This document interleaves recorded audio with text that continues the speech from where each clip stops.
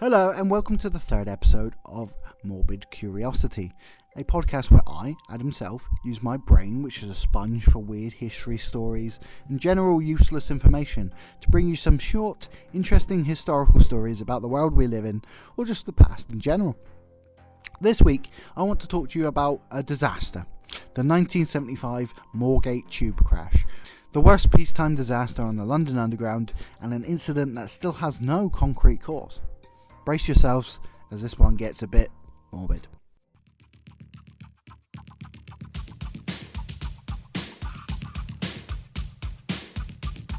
Morbid history, that's morbid.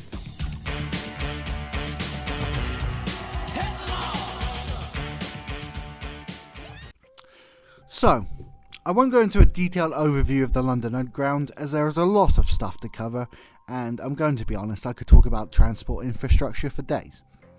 But none of you want to hear that, so allow me to give you a somewhat condensed version. The London Underground started in 1863, and it connected Paddington to King's Cross stations, and this would expand into the city and become what we know today as the Metropolitan line. In 1865, this line was extended to Moorgate, which gets its name from being one of the locations of a gate in the old walls that surrounded the City of London, which is a legally distinct square mile in the centre of London, the city.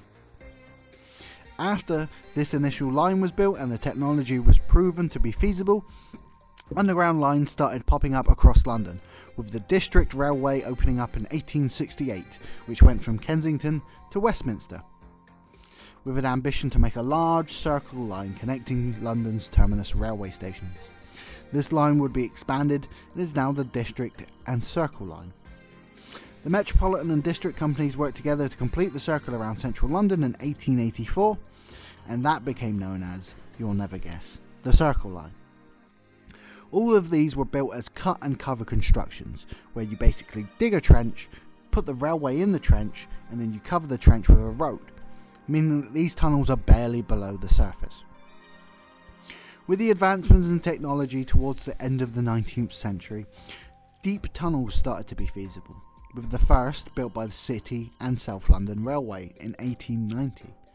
These were the first of the familiar tunnel-shaped tunnels. Tunnel-shaped tunnels? What am I talking about? These are the first of the familiar circle-shaped tunnels that are now iconic for the London Underground, and this line went from the city under the river to Stockwell in South London. This line formed the basis of what is now the bottom half of the Northern Line. The Waterloo and City line followed, opening in 1898, and the Central line in 1900. In 1904, a branch line was built to take full-size trains, as opposed to the smaller tube cars, from Finsbury Park to Moorgate. This is the line we will be discussing later. There was a further explosion in size between 1906 and 1907 as three new lines opened up. The line from Baker Street to Waterloo was opened, which got the strange portmanteau title of Bakerloo. The long-winded named Charing Cross, Euston and Hampstead Railway, which eventually got attached to the Northern Line, and the Piccadilly Line, which was the first line built to try and relieve overcrowding on the other lines, and went across the city from northeast to southwest. In the period between World War I and II, the development on most lines was increased, with the Northern Line helping to expand London into the north and create the suburban landscape that surrounds London. When World War II hit, however, all expansion on the system was halted, and the tunnels were used as bomb shelters by the public, despite initial resistance from the government. Post-war, we saw the Victoria Line being built as a line similar to the Piccadilly Line in the 1960s, and in the 1970s, the Jubilee line was started, although it wouldn't reach its full length until the extension for the millennium in the 2000s, which took it across East London and up to Stratford. Since then, the system has mostly stayed the same, with a few station rebuilds going on, and the only extension being the new Northern Line branch to Battersea. And if you want to annoy the tube nerds, then I guess the Crossrail and the Elizabeth line in 2022. But today, we want to talk about the Northern City line, part of the network but not connected to it. A standalone full-size railway tunnel that went from Finsbury Park to Moorgate, and was not connected to any outside networks. It was treated as part of the tube network until 1975, when it was transferred over to British Rail. At the start of 1975, however, would be an incident that would change the network forever.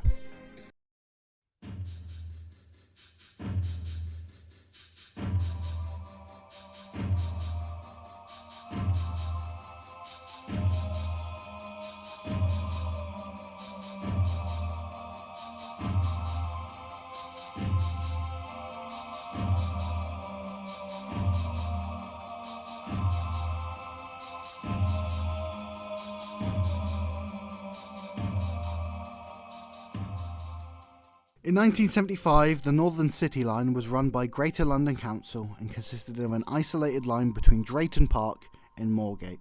Work was already underway to connect Drayton Park to Finsbury Park, and the whole line was due to be handed over to British Rail at the end of 1975. Between the two terminus stations was Highbury and Islington, Essex Road and Old Street. The running stock, or trains for those non-train nerds, was the 1938 model, which was the first modern-style tube trains, but still well past their prime by the time of 1975, and would be phased out by the 1980s. Early on the morning of 28th of February 1975, train driver Leslie Newson went into work. He had worked for London Transport for 6 years, and had been driving the Northern City route for 3 months. In his bag he had a bottle of milk, some sugar, his rulebook and a notebook. He also carried 270 quid in cash, which he was intending to buy a second-hand car after his shift for his daughter. According to all reports, he seemed normal and happy, even joking with a co-worker about having a cup of tea after his shift. He started at 6:40 a.m, and the first return trips between Drayton Park and Moorgate went without incident. The 18-year-old guard on board the train, Robert Harris, was running late, and he joined the train at Moorgate at 6:53 a.m. The train would make 3 further trips before departing Drayton Park at 8:38 a.m, 30 seconds behind, for what would be the last time. The train was carrying 300 people. It was Friday, the peak of rush hour, and most of those on board were commuters. Usually, the train would be full of students from the nearby City of London School for Girls, and would have been on the service. Students had a holiday due to examinations. Another factor was that the first 2 carriages were completely full, as most commuters knew that the train would stop with that end next to the exit at Moorgate. So to decrease the amount of time that they would spend, you get on the car closest to the exit. The train left Old Street Station at 8:45. Harris, the guard on board, was bored, and he left his position at the guard's control panel, which contained access to the emergency brakes, and walked the train looking for a paper to read. The train came into Moorgate Station at 8:46 a.m, and according to the eyewitnesses on the platform, it made no attempt to stop. The brakes were not applied, and it was still under power, going through the station at speeds of 30 to 40 miles an hour. A signalman reported that the train in fact seemed to be speeding up as it passed the platform.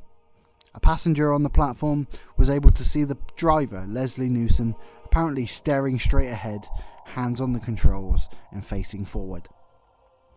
The brakes were never applied, and the dead man switch was still pressed down when the train entered the overrun tunnel at the end of the station. It hit the sand drag, and the front of the train, containing the driver's cab, crashed into the buffer at the end of the tracks, causing the bogie and lower half of the train to become detached from the cabin. The cabin was then pushed between the heavy lower half of the train, the tunnel wall and the roof, causing the first 15 seats to be crushed into a space less than 2 foot square. The second coach was wedged under the first coach, which buckled into a V-shape, and the rest of the train piled in behind it, causing a 16-metre long coach to be crushed to the size of 6 metres. The second car was then crushed as the third car behind it rose up and went over the top of the soft cabin. A passenger from the first car who survived, Javier Gonzalez, gave this quote: "Just above my paper, I saw a lady sitting opposite me, and then the lights went out. I have the image of her face to this day. She died. As darkness came, there was a very loud noise of the crash, metal and breaking. No screams, all in the fraction of a second one takes to breathe in. It was all over in no time. The call went out to the emergency services almost immediately, and the ambulance service arrived within 5 minutes at 8:54 a.m. and the fire brigade at 8:57 a.m. Word went to local hospital St Bart's that a tube train had crashed and to expect the worst. The initial assessment was done by 2 doctors and 2 nurses, and after quickly realising they did not have supplies to deal with the incident, they went to a nearby Boots and cleared them out of morphine and pethidine. Once the fire brigade arrived, they announced it as a major incident. The last mobile casualty was removed by 9 a.m, and by 9:30 it was estimated that 50 people were still trapped in the wreckage, and word was sent to all fire stations in London to attend. Firemen had to cut paths through the wreckage and even crawl through parts, and a triage station was set up on the platform next to the crash. The station was 21 metres underground, which meant that all equipment and persons had to be carried up and down, and the radios were not able to contact the surface. The cutting equipment and lamps rose the temperature in the tunnels to over 120 degrees, and oxygen began to deplete in the tunnels, requiring them to install large fans at the top of the escalators to blow air down. By midday, only 5 live casualties were left in the front carriage, and by 3 p.m, only 2. A young woman, Margaret Miles, had to have her left foot amputated to be freed from the wreckage.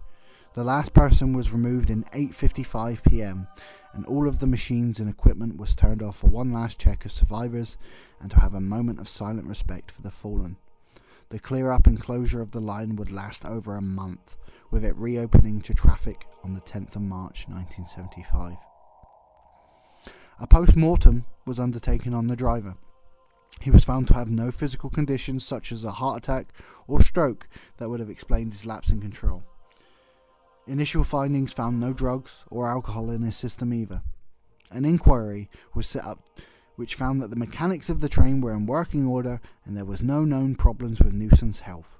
A following coroner's inquest did find alcohol in his blood, but several biological processes could have created that in his body post-death, and the levels of alcohol in his blood never exceeded the legal drinking limit in the UK.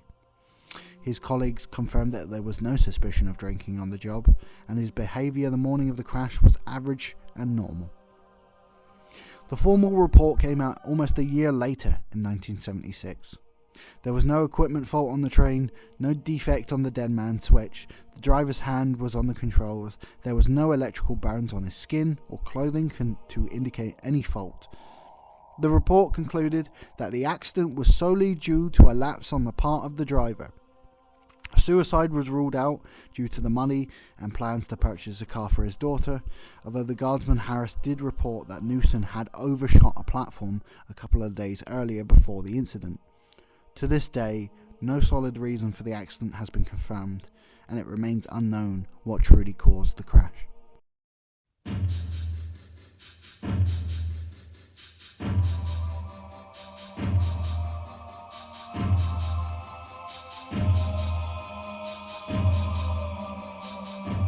The legacy of this incident was powerful. The line was handed over to British Rail and they still operate it this day, with full-size trains now going from Moorgate all the way up to Finsbury Park, where they can join and continue on the national network. Larger buffers and speed limits were instituted on terminal platforms. New signalling procedures meant that all trains were to assume a stop before terminus stations instead of rolling straight through like a standard station. A new speed control was introduced, named after the incident, the Moorgate Control, or Trains Entering Terminal Station system. It was introduced on all terminal stations. Moorgate itself received 3 speed breakers on the approach to the platform where the incident happened. An overhaul of signalling happened across the network, and a memorial was built in Finsbury Square on July 2013. So that was the Moorgate tube crash. Somewhat forgotten, but important moment in the history of the London Underground. Hope I was able to inform some of you about this. I would say entertain, but yeah, not the most light-hearted of stories. Until next time, I hope you all look after yourself, and I'll be back soon with another bit of morbid history. Bye bye.